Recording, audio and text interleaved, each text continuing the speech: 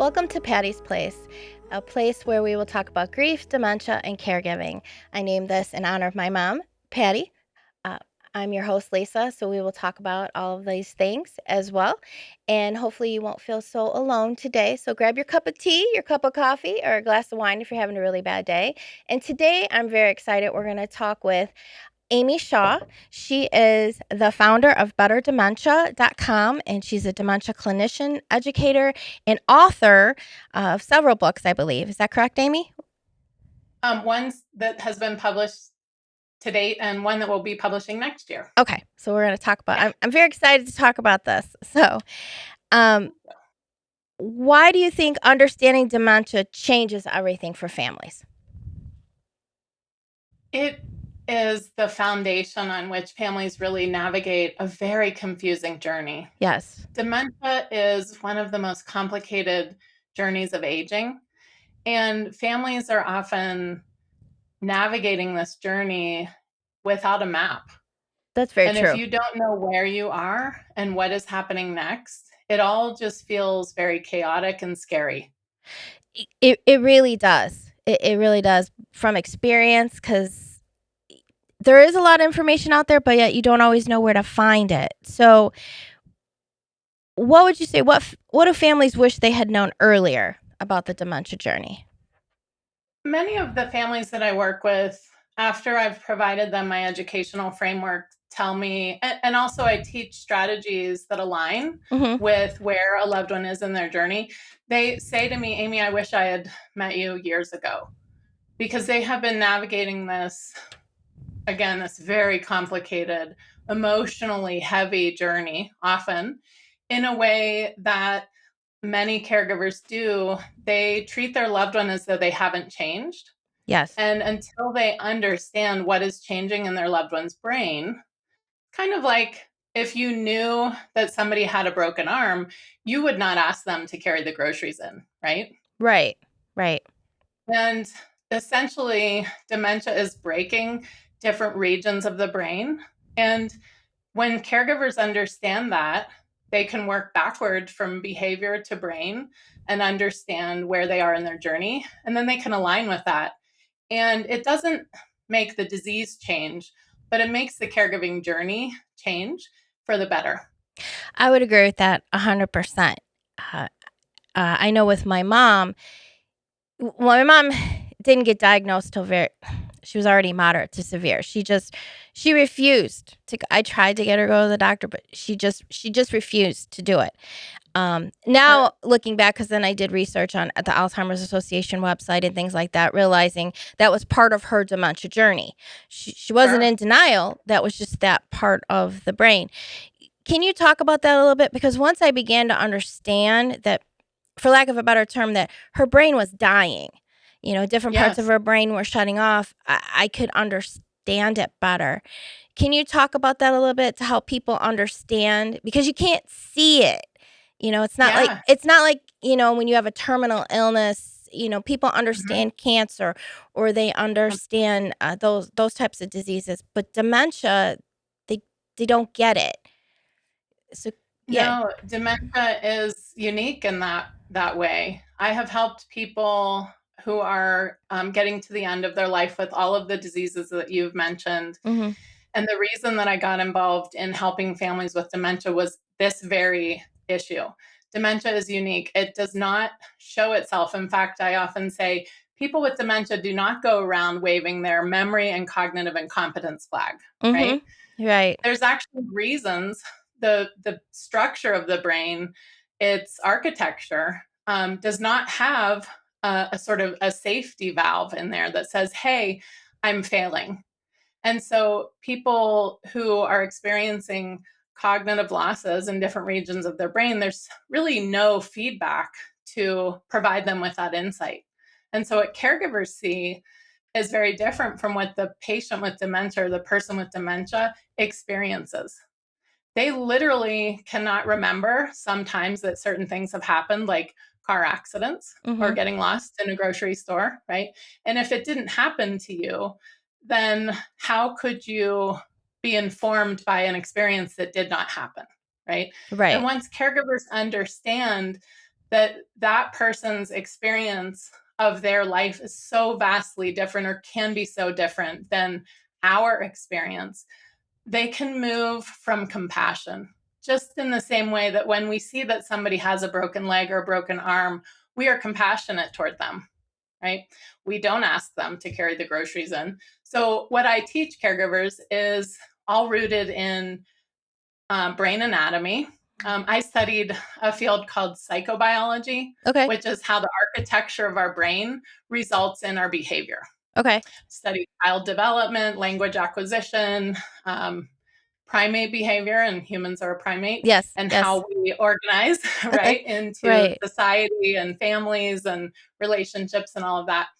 And it really has come in handy because dementia is all of that brain development in the unraveling of it. And so when I work with families, I help them understand the different regions of brain and the different cognitive or physical or emotional or memory functions those regions are responsible for, and how failures in those regions show up in our daily lives. And very importantly, how different regions of cognition and brain function underpin our daily living tasks. Okay. And then we can identify from the failures that we are seeing in our loved one, oh, we are here in this journey. Dementia often feels very unpredictable, It but does. it is not. There are patterns to dementia. Mhm. And when we think about the different regions of brain and how they fail, it's actually rather, I don't want to say easy, but it's not as complicated, I think, as a lot of these staging systems that talk about mild, moderate, and severe. Yeah. That language is very vague It for families. it really is, because trying to understand, like, where my mom was. Well, by the time my mom got diagnosed, they said she was in moderate to severe, which I could believe that because I had noticed years before different things that were happening with her. And at that point, she didn't know who my dad or I were. That's when I was like, okay, we have to do something here, Um, Yeah. but when you were talking about that, when my mom, towards the end, when we had hospice come in, the hospice nurse explained it, Sure. like, you know, different sparks of the brain would shut down. And she felt my mom was highly unusual because my mom was very mobile given the stage of her dementia. And I witnessed it that day. My mom was in the bathroom. She was standing at the counter, like at the sink. And all of a sudden, like the brain shut off and she couldn't make those turns anymore. She Oh, couldn't figure out how to, and the nurse was there luckily that day. And she's like, yeah, she's like, we're sure. going to have to get the wheelchair. We're going to have to do that, that part has Yeah. finally, and it is true, a couple things. One, it always makes me so angry when people are dealing with dementia patients and they think they're doing it on purpose. Sure. Yeah. It does, because I'm always like, they're not doing this on purpose. Yeah. And I don't know how to break that for people to help. I think part of it is from the caregivers, because it's so hard to let go of that person you knew. It is. It is. And one of the things that I help families understand is that when you're not moving from a place of accurate understanding of what is happening on the dementia journey, Mhm. we humans are sense makers. We Yes. always want to live in the why, right? And in Yes. the absence of understanding, we still explain things. And so, just like you said, I work with lots of families who I listen for this misunderstanding and this mistranslation. And it comes out in language, just like you said, my person is lying to me. Mhm. They're manipulating me. I don't know why, X, Y, or Z. And when I help provide that education piece, right, to help them understand what the brain is responsible for and how it shows up when it fails, they can then move from, oh, that actually isn't their fault. They Mhm. are still functioning with a brain that is still doing its job for that person, but without some of the structures in place anymore that they had years ago. One of the things that's really um, seductive, I guess, about the dementia journey is that your person still looks like the person you've always known, Yes. right? Yes. When we interact with children who are growing up, we have a visual cue of their cognitive sophistication and their cognitive abilities. And on the dementia journey, we don't have a convenient guide, a visual guide like that. And so families, caregivers really often treat their loved one as though they are the same mother or father or spouse that they have known their entire lives or have Mhm. been married to for 60 something years. And that's why this journey is so counterintuitive, I right? And until Yes. we understand what is breaking and when, so that we can align with those failures, it's really very counterintuitive for families. Families often have to learn the hard way through a Mhm. lot of trial and error. They often become the bad guy in the relationship Yes. because they do have to step in and navigate and manage certain aspects of daily living to keep their loved ones safe. But they're doing it in a way that they've always interfaced with this person, and that doesn't work anymore on the dementia journey. No, it doesn't. It took my dad quite a while to understand, and he finally ended up saying he was trying to be logical to an illogical problem. And I'm like, yeah, you have to once I understood, I was like, you have to enter her world. You know, Mm-hmm. like my mom, I tell the story that my mom always thought my dad was stealing her money. You know, Oh gosh, yeah. he wasn't, and I know it's very Sure. common in dementia. Yeah. And my dad even like wrote out this whole like piece of paper Oh, for her to explain yeah. it, and I would explain it to her, and she still wouldn't believe it. And what worked was I would tell her, "Don't worry about your money. I live across the street from the bank. Me and Annie, her dog, we could go get your money at any time," and that made her feel better. Okay. Yeah, sometimes it's the simplest things, for Yeah. people. And it is hard because, I would look and it was my mom, but it wasn't, Right. it, Yeah. and it's so hard to understand that. So w- how do you, like, caring for a loved one, how do you balance that, managing the work life relationship? Because it's difficult. It really It is. really is. The caregiving journey, which becomes a caregiving journey much earlier than most people expect, Mm-hmm. and that I think the medical community really even acknowledges. I want to Yes. go back for a second to something you said. We Mm-hmm. were talking about the mild, moderate, severe, Mm-hmm. and that your mother's diagnosis came when she was already in the moderate to severe. I suspect, like many of my families that I work with, and even my own family, my mother also has a diagnosis of Alzheimer's disease. Mm-hmm. And she was diagnosed at the mild cognitive impairment stage. And yet, within several months, she started having significant failures in finances and medications that, had she been living alone, she could have done some real harm to herself. Oh, for And sure. fortunately, my dad was there, right? And Yeah. I am her primary provider, basically. Mm-hmm. And our family is fortunate that I know exactly how to translate the failures into, okay, what do we do next? Mm-hmm. And many families experience mild cognitive impairment or even mild dementia as not very mild, right? Mm-hmm. When families have to step in and navigate their loved one already, and I know myself, I have spent many hours worrying about my mom and worrying about my dad. And I have the framework to understand. If I didn't have an understanding of where she was and what was happening, I can imagine my strain and stress and worry would be exponential. And so the mild and mild cognitive impairment stages can actually be very challenging for families. It doesn't feel mild to them. I'm interested to know what you thought about when your mom was earlier in her journey. Well, I had noticed it probably a good 5 to 7 years before she was Yeah. actually diagnosed. Just little things, like, she would ask the same question over and over again, and Mhm. I didn't handle it well at first because I was like, I'd be like, "You just asked me that," or my mom and I would Sure. would watch TV, and my mom was one of those people, like, she loved mysteries and stuff, and she could usually Mhm. solve it before the end of it, and she couldn't follow, like, something as simple as a Hallmark movie, and I was like, "Okay," Sure. and she was a big reader, and she wasn't reading anymore, and she just stopped driving.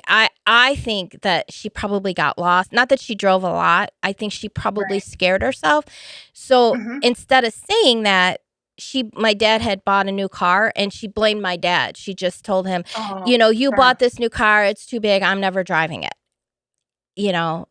Right. Yeah. So, on one hand, I wasn't surprised when they Sure. finally, but yeah, I knew something wasn't right, and when I came to understand, because you wanna put this framework in, like, you understand different diseases, like, "Oh, stage 1, stage 2," but really, like you were just saying, with dementia, they really go through all of them, and it's really hard to Mhm. put them in stages because, one week they could be like, "Oh, they're okay," and Yeah. then the next week you're like, "Wait a minute, they're hallucinating now." Y Right. and I think it's false to just believe, "Oh, well, they go from mild to moderate to severe," because it doesn't work that way. Yeah, that's why my system, I've really never utilized the mild, moderate, and severe Mhm. because I don't really even know how to translate that for a family. And my work is primarily to help families navigate this journey.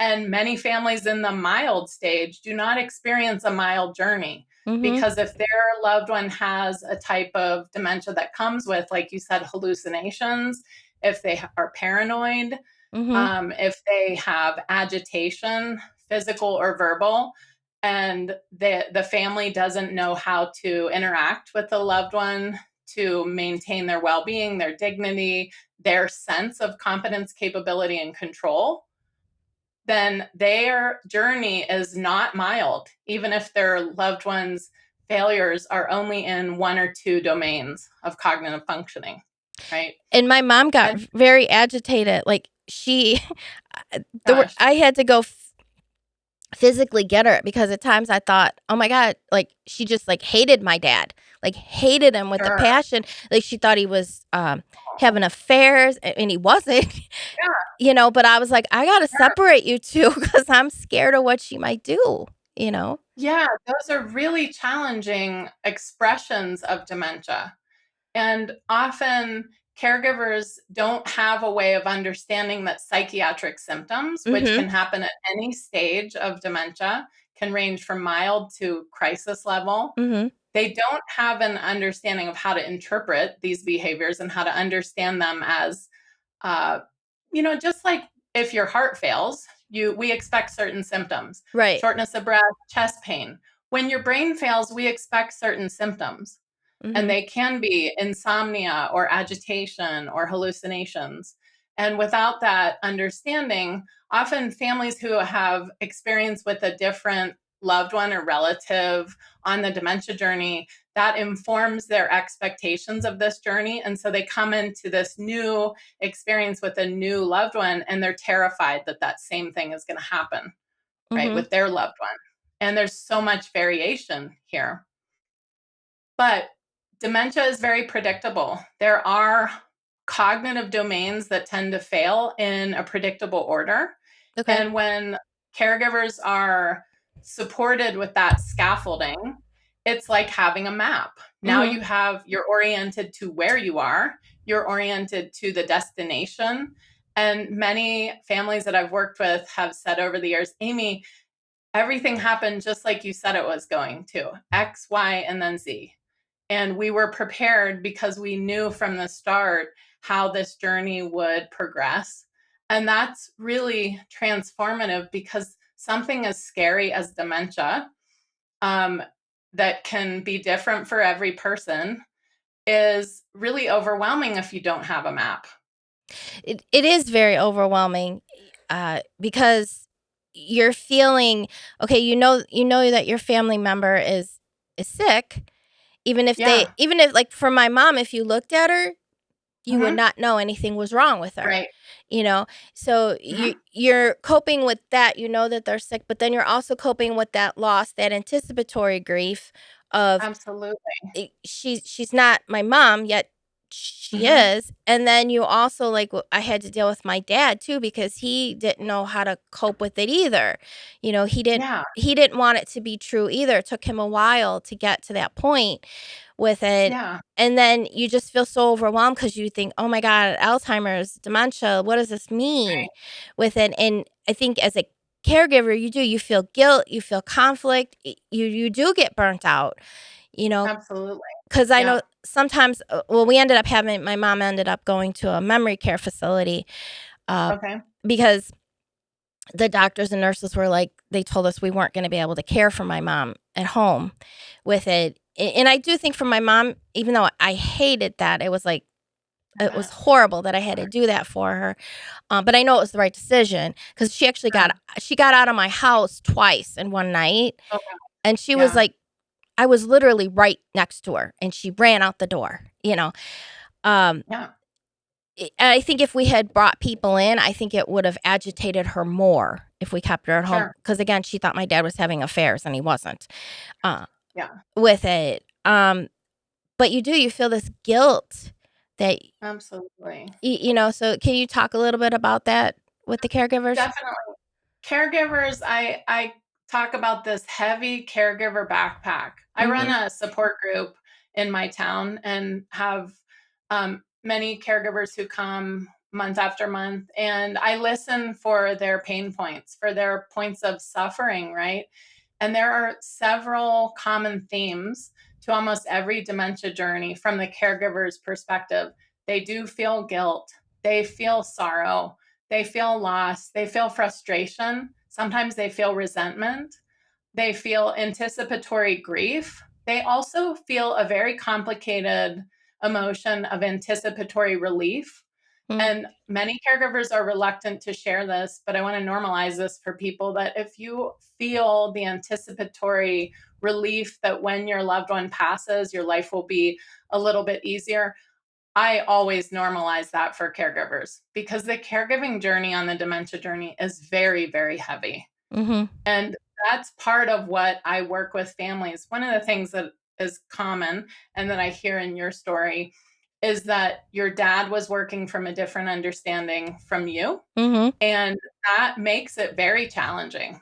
And yes, when I work with families, I invite everyone that interfaces with that loved one with dementia. And we meet, I work with families all across the country. We meet online so that we can all have a shared framework and understanding and experience. And moving in unison in this way from a shared understanding really helps the entire caregiving family journey. And this is a real shift from when I worked in the traditional medical model, which pairs the patient and the clinician primarily in the care, right? We center the patient in our traditional medical model. I realized very quickly I developed the first comprehensive dementia care program for patients in Wyoming. And I was meeting the patient and the family at home and talking about all the patient's failures with the patient sitting right there and trying to educate the caregiver with the patient sitting right there. It was deeply impactful to the patient's dignity and well being. yes. And very quickly, I decided this is not the appropriate approach for the dementia journey. We have to separate the patient and the caregiving support. And so that's what I do in my practice when I work with families. I meet with the patient if they are in Wyoming separately from the from the family visits. I And I that really makes all the difference for the families. I would agree with that because they don't understand what is going on, and sometimes they do get agitated, like, "No, that's not true, I'm not doing" "I'm fine," or Yeah, that and I yeah, think, like, what you just touched upon is how important it is to give them dignity, you know? absolutely. Yeah, To be able to go into their world and give them dignity. Because sometimes I think now back of, like, "God, that had to be so scary for my mom." Y sure. like, that she didn't understand what was going on, things that she thought she could do, she couldn't do anymore. Something as simple as confusing the TV remote control for the phone. Sure. Like, it has to be so scary, And so to give her, give them dignity with it. And I feel like there's so many different layers because you're trying to understand Mhm. the patient, but then you have all these levels as a caregiver, you know, Yeah. and how do you, I know one of the questions I wanted to, why do you think that caregivers feel so unprepared for this journey, even when they're very highly capable people? Yeah. What a great question. Dementia is not intuitive. Hmm. It unravels things in the brain that are not visible. And until you have a way of translating behavior back to brain function, Hmm. you simply don't know what is happening and where your loved one is. On top of that, there are many different aspects of brain cognition and function that make memory and processing unreliable and unpredictable. And so that's another layer of complexity that I help make sense of. And then we have our human brain is so amazing. I mean, actually, I see this in my dog's ability too. She can read the room. She knows when I'm Yes. upset or when I'm Yes. happy, right? And we humans we developed this from a young age, from infancy on, this incredible set of communication skills, receptive and expressive communication skills that allow us to read the room and succeed in the social environment. Okay. And this is a very complicating layer of the dementia journey because people with dementia often sound and seem and look like they are still just fine, Hmm. right? Yes. And that's because we are built with this, we develop these amazing social skills to allow us to succeed in the social realm. And so the social ability, when you talk to your friend on the phone and you're just catching up and you haven't seen them in several weeks, you don't really know if they're telling you the truth. And you don't really hold a friend on the phone to account in the same way that you might with a person who's right in front of you who is telling you something that you think and know to be untrue, right? Hmm. Yes. So, phone conversations with friends are a way that caregivers can adapt their understanding to their communications and interactions with their loved one. If you think about how you interface with a friend, you know better than when a friend calls and says, I'm getting divorced. You don't start listing the 1,001 reasons you didn't like their spouse, Right. right? You are Right. there to support them in a way that maintains their dignity and well being and their perception of your respect for them. And so I help with that. And that is the most fundamental and important transformation that caregivers need to make to be able to navigate this journey in a way that doesn't take so much out of them. Because it's really hard to go through life supporting and loving someone that you think is lying to you all the time. Yes. That. That's an impossibility. That's a task that's too hard for a caregiver, and that causes the caregiver to suffer. uh, That's not a comfortable place to be. no, and I've seen that with other friends and Mhm. things like that, and Yeah, I I would try, but I'd be like, okay, they're just not there. And that's okay. I would respect that, but I'd be like, if you just try to enter their world and try to understand, they're not doing anything on purpose. It helped, because sometimes right. I would be able to, like, I'd go see I saw my mom every day and I'd go and I'd talk to her. And sometimes I would laugh and I'd be like, Yeah, oh, okay. I mean, I would joke and sometimes I'd be like, sometimes listening to two dementia patients talk to each other yeah. was highly amusing. And I don't mean that in a bad way, but I was like, No, okay. yeah, Like my mom believed that where she was at in memory care, she thought she was at her grandma's house. And so perfect. I was like, okay. And she'd be like, Great. and I was always so grateful that I paid attention to all her family stories. So I could just Yeah, jump right in there with her. And wonderful. it made things so much simpler. And she Yeah, also, when she would get upset, she would then, be like, don't leave me, help me. And I could calm her down with that. sure. Yeah.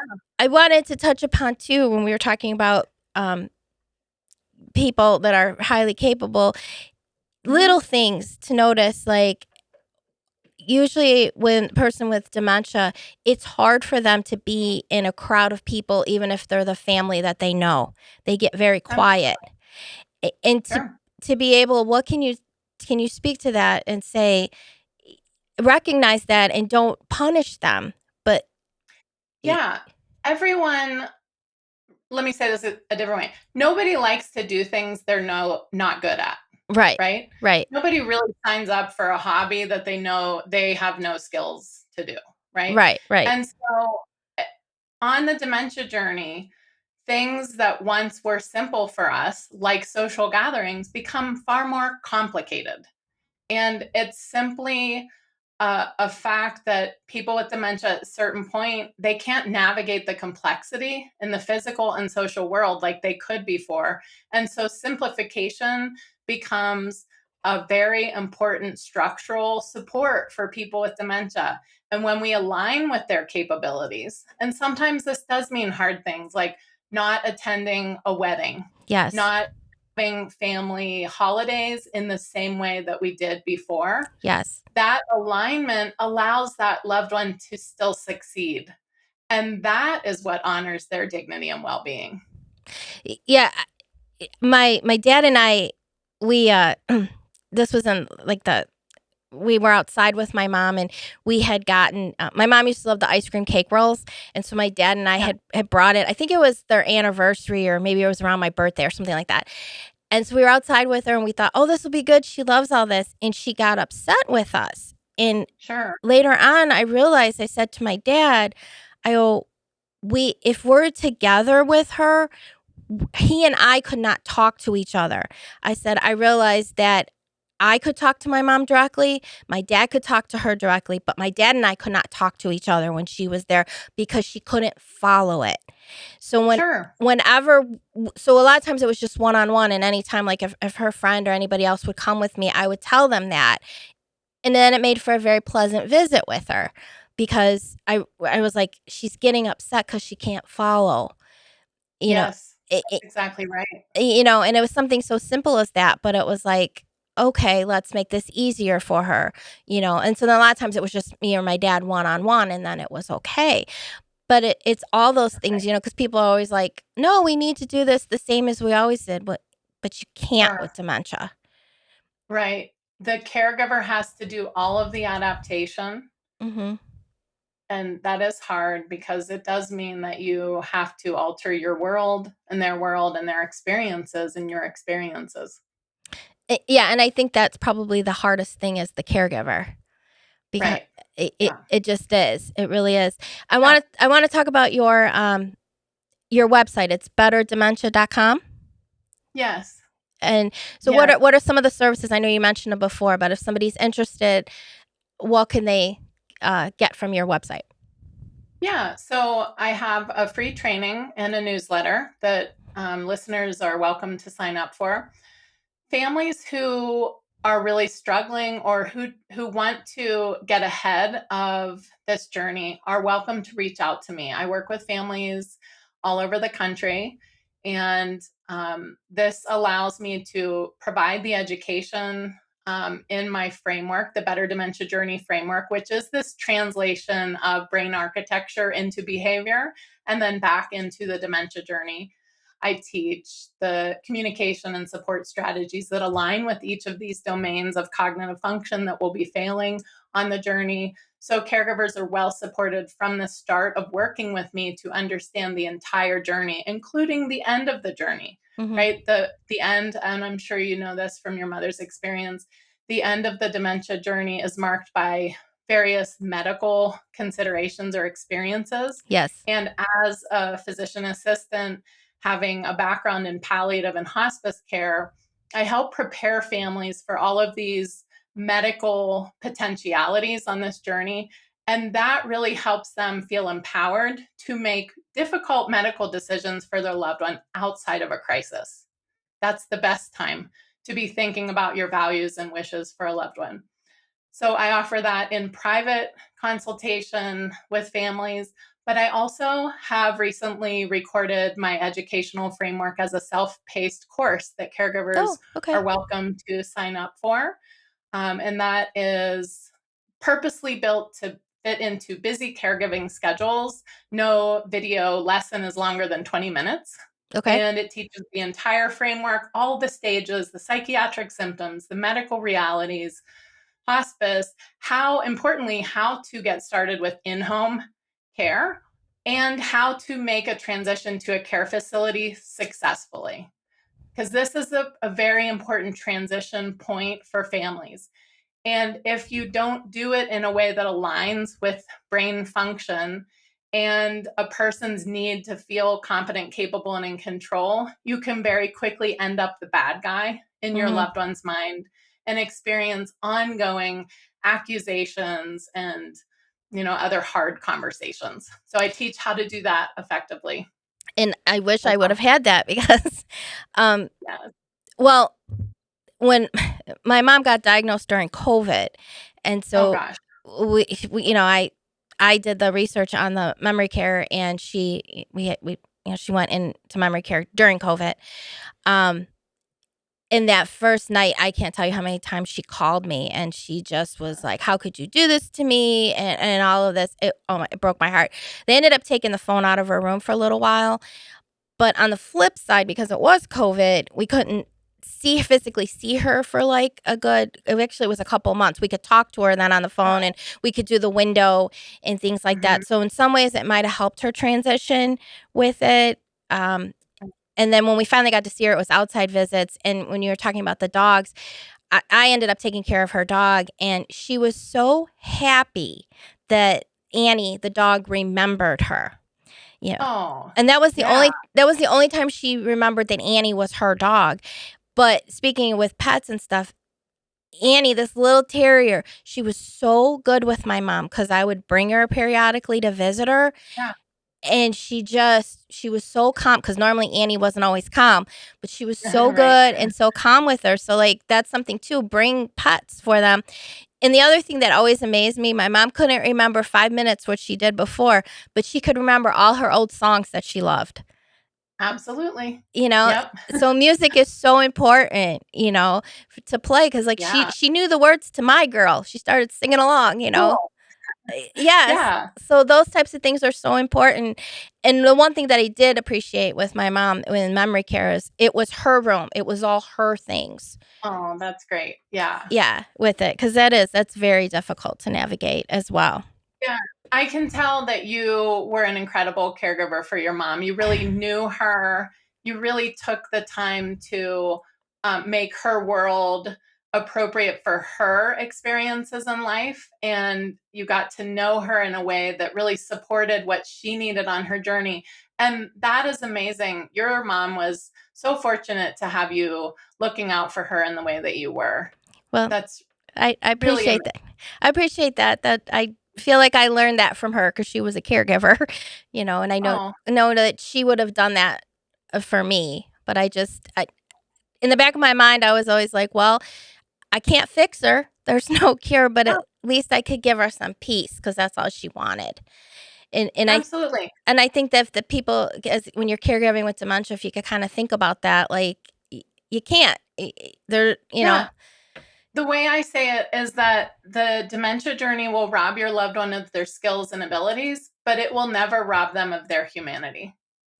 And like, the reason that I chose the word better dementia for my business and my book that's coming out next year and my course and everything that I believe about dementia is that when we understand the what, when, and why, we can align and we can master the how of caregiving in a way that supports our loved ones' well being and dignity and also supports our own as caregivers. This journey does not have to be all doom and gloom. And if we learn how to navigate it in a way, we all can have a better dementia journey. I would agree with that 100%. Thank you so much for joining us, Amy. So everyone can check out your book next year, Better Dementia, and your website, betterdementia.com. This was a very, very interesting conversation. I hope the audience got a lot from this because there's so much more to talk about with dementia with that. Lisa, thank you so much for having me on. I appreciate the warm conversation. Oh, thank you so much. So, I hope everybody enjoyed this. And so, hopefully, you enjoyed your cup of tea, your cup of coffee, or if you're having that really bad day, your glass of wine, and you will join us for another edition of Patty's Place.